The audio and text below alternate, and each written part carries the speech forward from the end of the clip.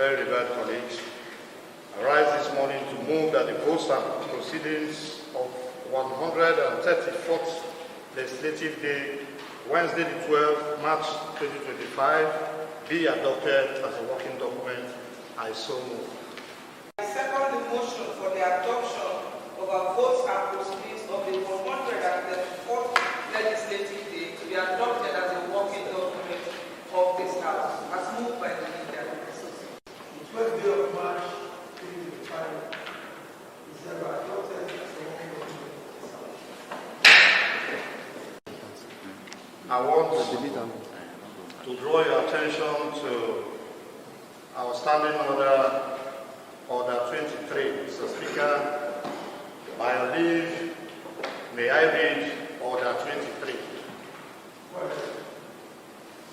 Presentation of paper and document. Order 23.1. A paper may be presented to the House by a member, and its presentation shall be entered upon the votes and proceedings, provided that papers may be forwarded to the clerk on any day during the exercise of the House, and the delivery of such papers to the office of the clerk shall be deemed to be for all purposes the presentation of them to the House. 23.2. A member presenting a paper may make a short explanatory statement of its contents. 3. Where under any statute a paper is required to be laid before the House, the delivery of such paper to the office of the clerk on a day during the exercise of the House shall be deemed for all purposes the laying of it before the House. 4. In this standing order, paper means any account, paper, return, or other document. Mr. Speaker, relying on this, I am in possession of a document indicative of falsification of age by the Chief Judge of Rivers State, Justice Simeon Amadi. Mr. Speaker, by your leave, may I lay this document at the table?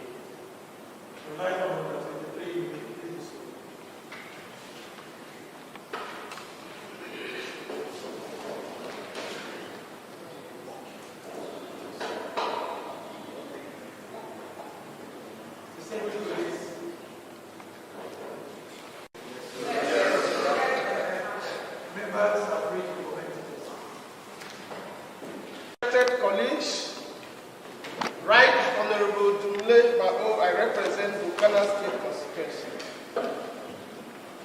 Mr. Speaker, this morning I rise to lead debate on the documents presented by the workaholic leader of this House. Mr. Speaker, the document before me that is rightly placed before this House is simply saying that the Chief Judge of Rivers State, the Honorable Justice Simeon Amadi, falsified his age in service. Mr. Speaker, that is a very serious allegation. And I hold a strong view that this House must take legislative notice on the said document before this House. I will further say that it is incumbent on this House. This House is duty bound by the relevant sections of our Constitution, particularly 128, to take decision one way or the other on the said document. So I urge my colleagues this morning that we must not relent from taking decision on the said document. And I will go by this way, sir. That the said document, this House should resolve and write a letter to the Director of State Security Service to do investigation and revert back to this house on the findings that they shall make from the said investigation for this house to take decision one way or the other. That will be my submission, Mr. Speaker. Thank you, Mr. Speaker. The leader of the House has presented some documents to us which point to very grave misconducts. Mr. Speaker, there is a proverb that says, even a dead fish can float downstream. So you check if it's really swimming. This proverb says, whatever you see is seemingly doing so until it is investigated. I stand by this proverb and urge the House that we call in the necessary agencies, in this case, the DSS, to investigate this matter. So we know whether truly it is a fish that is swimming, a dead fish, or a live fish. We want to know. Let us investigate, Mr. Speaker. Thank you.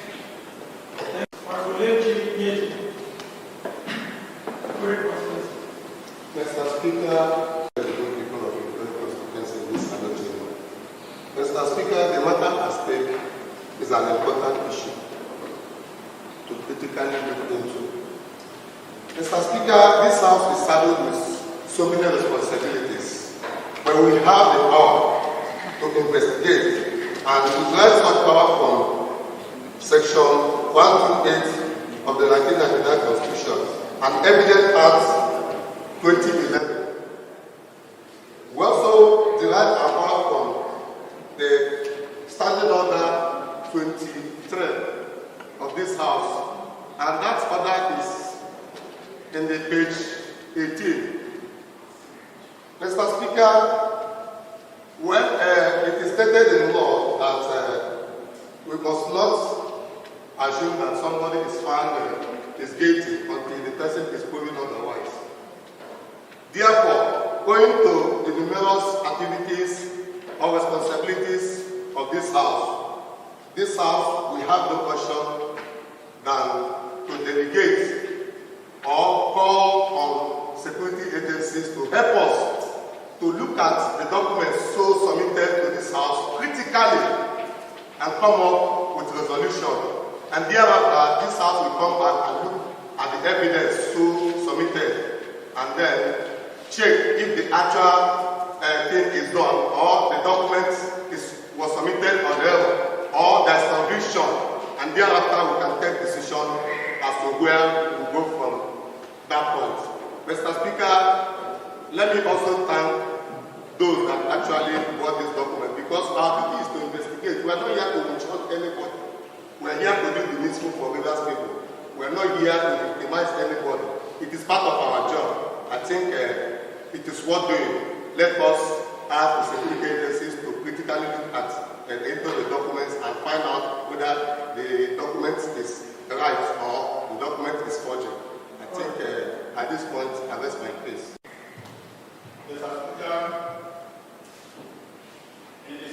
In the civil service, forgery is a serious offense. But I'm surprised that a man at that cabinet, yes, I'm aware, can be involved in such an act. Now easily purported. I would have said, let's go to the ministry and confirm this action, this purported forgery. Then they will deny us access. Nobody can give information. They will hide it. I am supporting my colleagues who suggested that we should carry this into the FCC or every other relevant agency that can support, that can help us in finding out the truth of this very document.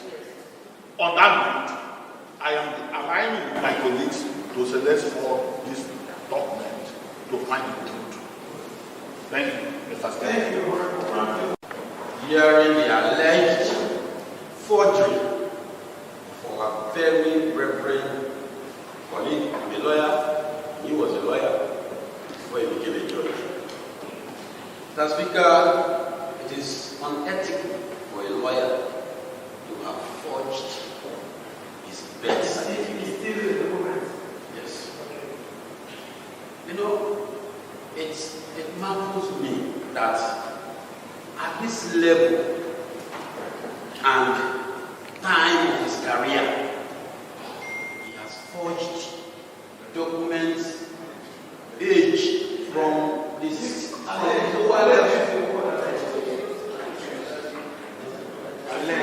Alleged, yes. He has alleged to have forged his age from other levels to becoming a chief judge. Mr. Speaker, I think it is worth doing, worth investigating, because to allege such forgery to the level of a chief judge is a grave offense. And therefore, it is good that we hand it over to the necessary authority, like the DSS as rightly mentioned by Deputy Speaker, to investigate and prove the true nature of this allegation. Thank you, Mr. Speaker.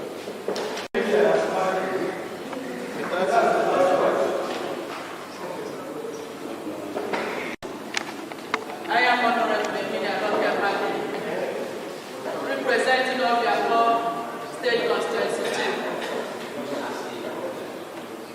I want to lend my voice to the topic on the floor. Mr. Speaker, in civil service, falsification of age or forgery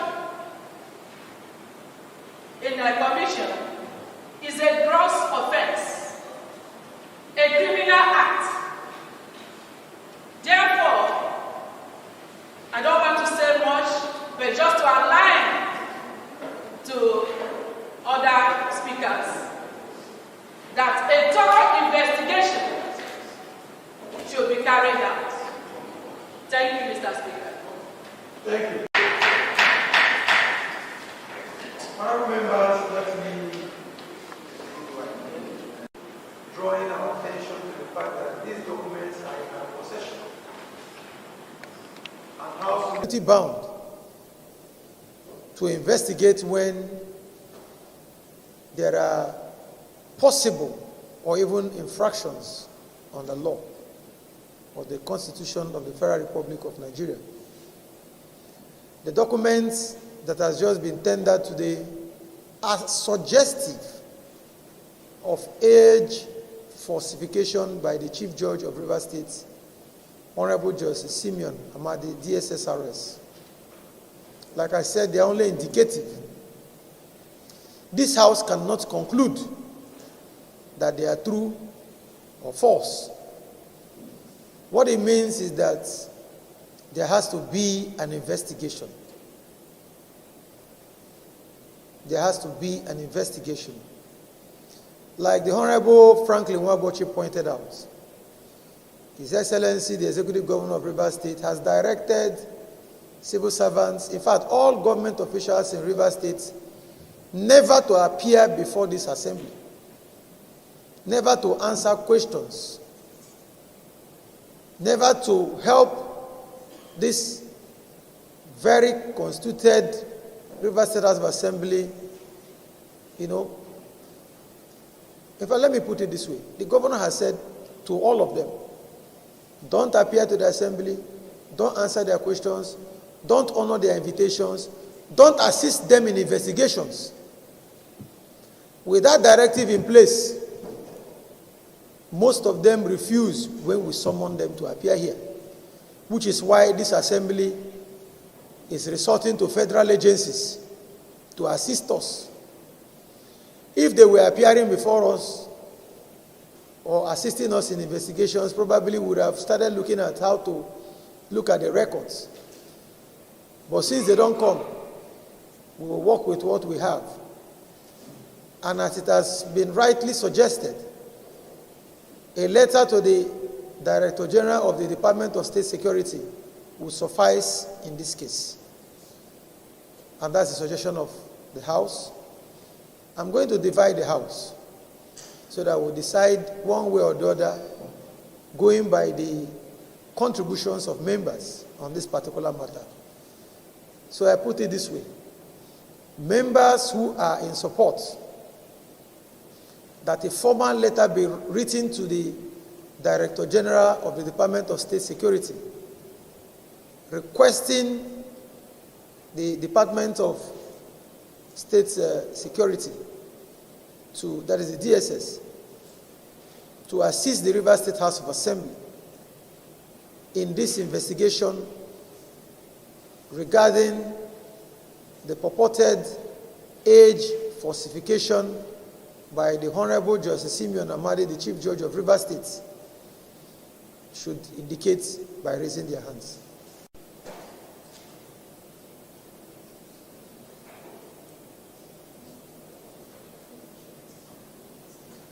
Against. Abstention. Before. Against, nil. Abstention, nil.